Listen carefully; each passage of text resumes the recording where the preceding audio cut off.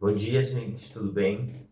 Meu nome é Cauê, eu sou um homem negro, eu tenho um black power um pouco amassado nessa manhã e tô vestindo uma roupa com padrões africanos, laranjas, pretos e brancos.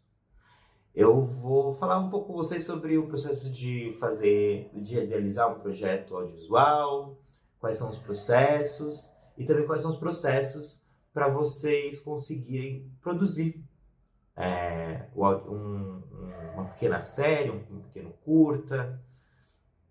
Então vamos lá. Quando a gente está muito acostumado a ver séries, filmes, hoje em dia até conteúdos de audiovisuais na internet, e principalmente os da internet, tudo parece um pouco simples, tirando quando a gente vê uns filmes muito elaborados de Hollywood, né? Mas, por mais que a escala das produções sejam muito diferentes, eles têm certos processos que permanecem os mesmos. Em geral, desde o youtuber que você vê falando sobre a vida dele num estúdio, até um grande filme de Hollywood, existem roteiros que são escritos. Esses roteiros geralmente têm um arco vamos falar um pouco sobre esse arco. Esse arco é um começo, meio e fim, onde a gente começa em algum lugar, né? Pode ser uma pergunta, no caso, se a gente pensar num vídeo informativo, ou pode ser um que a gente chama de chamada para a jornada. Algum problema que o nosso personagem tem que resolver. O Luke Skywalker no Star Wars tem que ir tem que sair do planeta porque recebeu uma mensagem. Os Vingadores, o Loki pegou o Tesseract, aquele artigo para poder tentar dominar o planeta. Enfim, se vocês prestarem atenção, todos os roteiros vão ter essa questão que os personagens vão ter que lidar. E se for um vídeo um pouco mais de YouTube, alguma coisa assim, vai ter alguma coisa que vai ser esse gancho que vai fazer você falar, como é que será que eu consigo fazer determinada receita? Ou por que será que o mundo acontece desse jeito, tal coisa? Enfim, isso é uma coisa que faz as pessoas quererem continuar assistindo, né?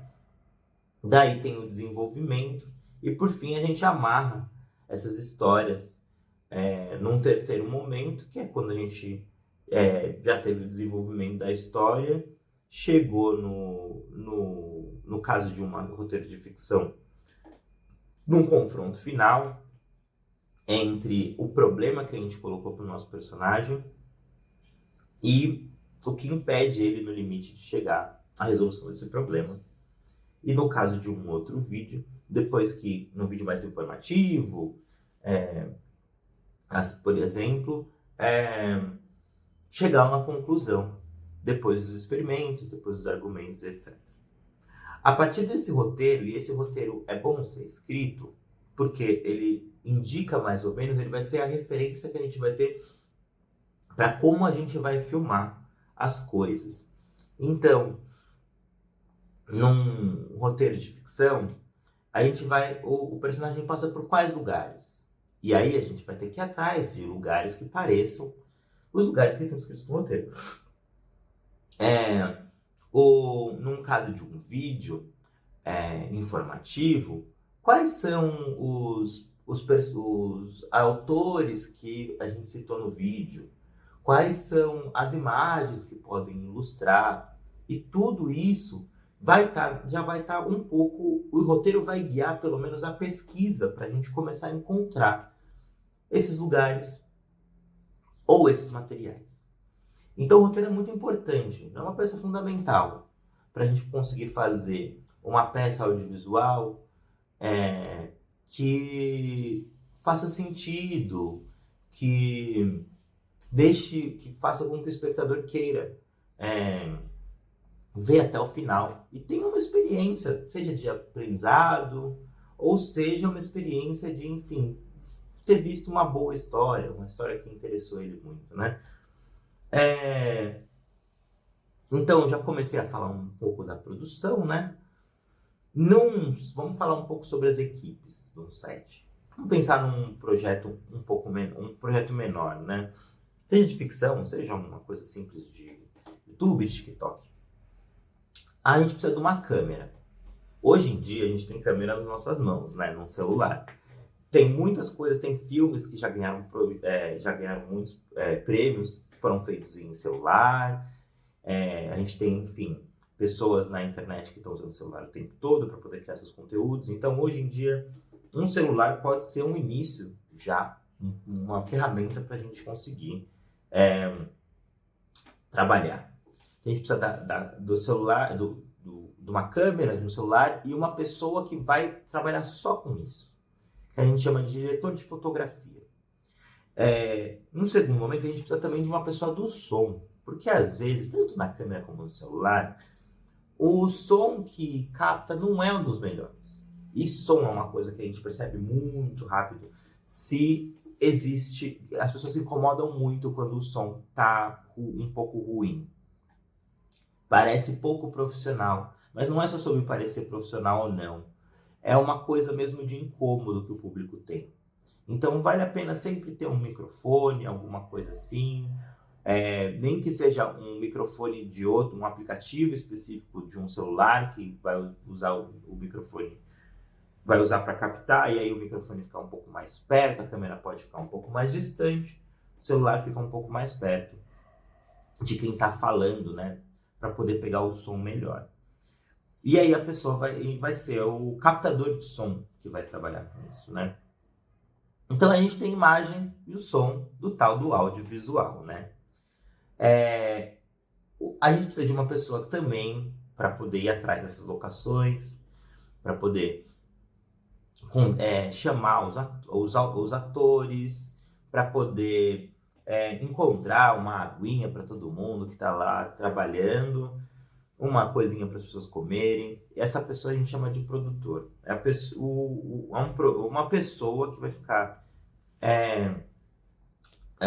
vai ter a responsabilidade de que todas essas coisas logísticas que são necessárias, as outras pessoas não tenham que pensar.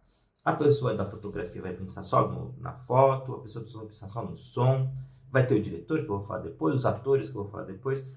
E aí, esse produtor vai poder se ater às questões logísticas para que todo mundo faça o seu trabalho criativo da melhor maneira. Geralmente é a pessoa que também está lidando com o dinheiro, nem que seja um pouquinho de dinheiro, para poder viabilizar a produção. E por fim, deixei por fim as pessoas um pouco mais importantes, a gente tem os diretores. O diretor, na verdade, que é quem tem a visão, é quem vai falar para o cara da câmera: eu pensei em mais ou menos ser desse jeito. E aí o cara da câmera vai dar uma estudada, vai dar uma olhada nos melhores ângulos para poder fazer aquilo. Ou vai falar para o pessoal do som: olha, eu preciso de um som mais limpo, eu preciso de um som mais sujo. Quando eu digo som mais limpo, som mais sujo, eu digo: a gente está gravando na cidade, a gente quer pegar um pouco o quão a cidade é barulhenta, a gente vai pegar, ou a gente precisa de uma coisa mais intimista, como se as pessoas estivessem só em casa, e aí não pode vazar nenhum barulho. A pessoa do som que vai executar isso, mas é o diretor que está pensando no todo, em toda as outras funções, ele que vai coordenando. E ele que vai trabalhar com os atores para pedir para os atores para eles poderem fazer exatamente as ações que estão escritas no roteiro. Você pode pedir numa pequena cena que fala: a pessoa chegou e falou: e aí, beleza? E aí o diretor pode falar: eu quero acompanhar esse ator. Então a gente coloca a câmera atrás da pessoa e a gente vai ver nas costas dela, né? Então tem a pessoa andando, tem as costas dela. Aqui, isso aqui, isso aqui é como a gente faz, como se fosse o posicionamento da câmera, né? Então tem uma pessoa de lado, tem uma câmera aqui, né? E a gente está vendo como se fosse as costas dela entrando. Se vocês repararem em documentários, tem bastante disso. E aí a câmera está na mão e parece que a gente está mais junto da pessoa. Isso pode ser um jeito.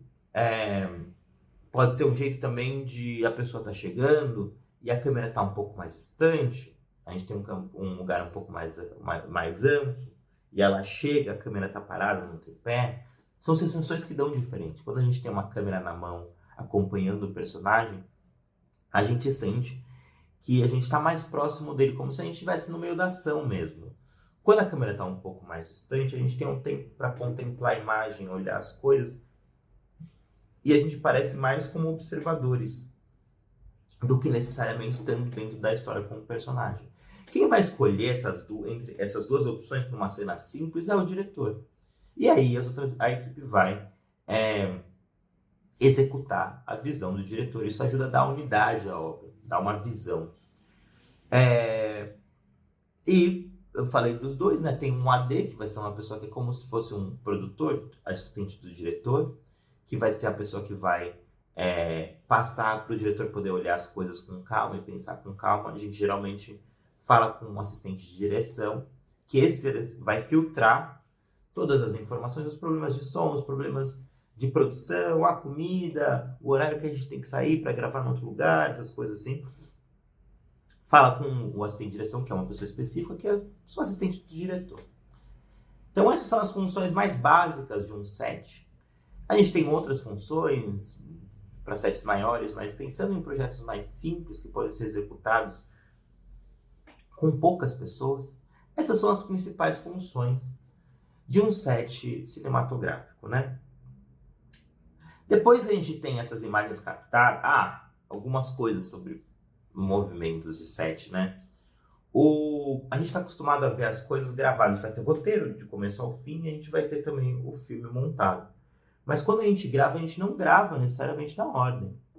Por exemplo, se a gente tem várias vezes que a gente vai estar na casa do personagem, a gente organiza para em um dia gravar todas as cenas que a gente vai ter no roteiro, nem que essa cena na casa seja uma cena no começo do filme, uma cena no final do filme. Essa questão, o produtor vai poder pensar junto com o assistente de direção e a direção, mas é muito importante entender que a experiência que a gente tem como espectador não é a mesma experiência de quando a gente está fazendo o projeto. Quando a gente está fazendo o projeto, tem o tempo das pessoas, que é muito importante, disponibilidade de lugares. Então, quando a gente vai fazer um projeto audiovisual, por exemplo, a gente não filma necessariamente na ordem. A gente filma, por exemplo, com essa regra de locação. Vamos gravar todas as cenas que nós temos no roteiro escritas na locação. Coisa importante de se falar, geralmente, depois que a gente ouve, fica mais claro, fica até óbvio, mas é uma coisa que a gente está acostumado a estar sabendo, né?